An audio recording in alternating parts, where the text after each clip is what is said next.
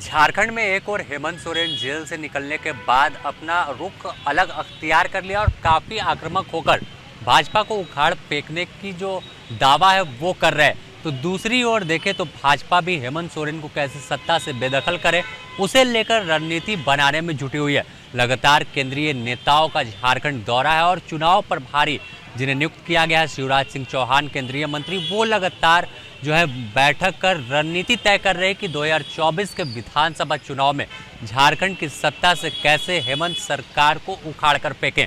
इसे लेकर लगातार जनता के बीच भी और कार्यकर्ताओं के घर घर जो केंद्रीय मंत्री हैं वो पहुंच रहे हैं और एक संदेश देने की कोशिश कर रहे हैं कि झारखंड के हित में भाजपा ही जो है वो झारखंड को आगे लेकर जा सकती है। और सीधे तौर पर आरोप जो वर्तमान सरकार है राज्य में उस पर लगा रहे हैं कि ये सरकार लूट भ्रष्टाचार में डूबी हुई है, छात्रों के भविष्य के साथ खिलवाड़ करती है। आज भी भारतीय जनता पार्टी के प्रदेश कार्यालय में एक बैठक की गई। इस बैठक में कई विधायक और जो प्रदेश स्तर के नेता हैं वो शामिल हुए थे। साफ तौर पर तमाम नेताओं को टिप्स दिया जा रहा है कि कैसे आने वाले दिनों में जो कार्यक्रम तय किए जा रहे हैं उसे लेकर किस तरह से जनता के बीच जाना है। इस दौरान क्या कुछ कहा शिवराज सिंह चौहान और केंद्रीय मंत्री अन्नपूर्णा देवी, वो हम आपको सुनाते हैं।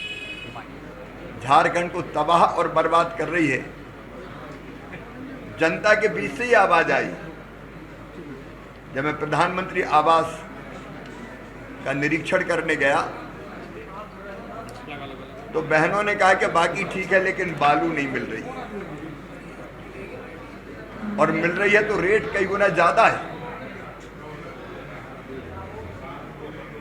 तुलनात्मक दृष्टि से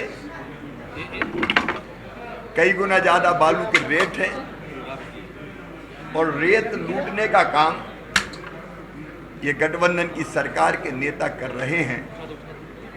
जनता परेशान है। जनता के बीच से ही मुझे बताया कि 6-6 महीने से पेंशन नहीं मिली लोगों को। पेंशन के लिए लोग परेशान हैं। एक तरफ झूठे वादे और घोषणाएं और दूसरी तरफ जनता का हाहाकार। पीने के पानी के लिए जल जीवन मिशन यहां आया। प्रधानमंत्री जी ने पैसे भेजे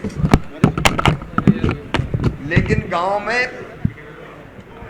उन पर ठीक से काम ही नहीं हुआ और जनता को पीने का पानी नहीं मिला।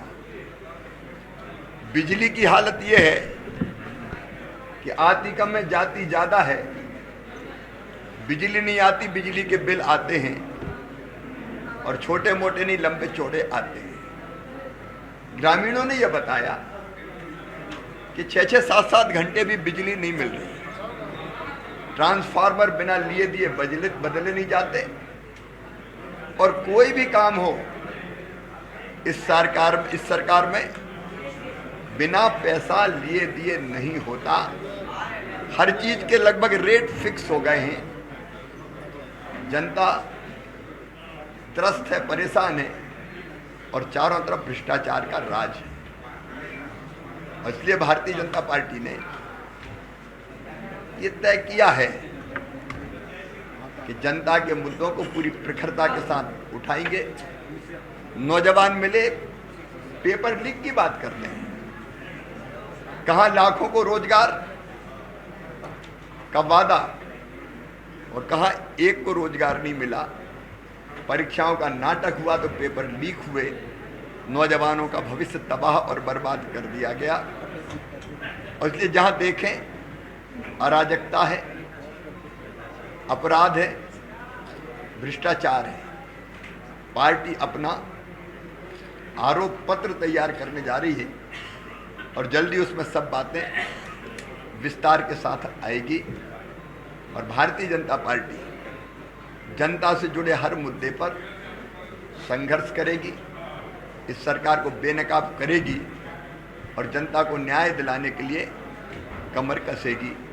शिवराज जी, जब आप यहाँ पहुँचे दुगुनी ताकत के साथ, उत्साह के साथ विधानसभा चुनाव में काम में लोग लगेंगे।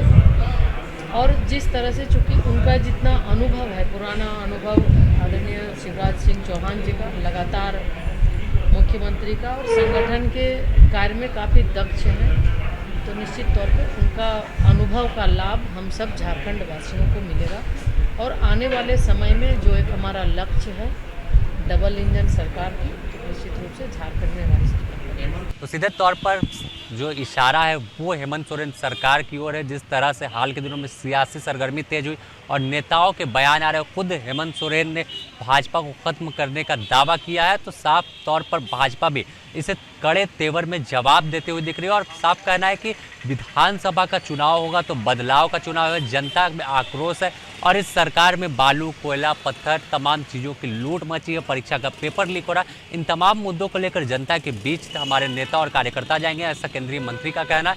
और अब देखना होगा कि आखिर चुनाव जब की दहलीज पे पहुंच चुका है झारखंड, 2 माह के अंदर ही विधानसभा का चुनाव होना है, तो आखिर जन परिणाम जो आएगा किसके पक्ष में आता है, क्या भाजपा या फिर इंडी गठबंधन, यह तो आने वाला समय बताएगा। लेकिन तमाम जो राजनीतिक दल है वो फिलहाल रेस है। अपने सहयोगी रवि के साथ Sameer, the news post, Ranchi.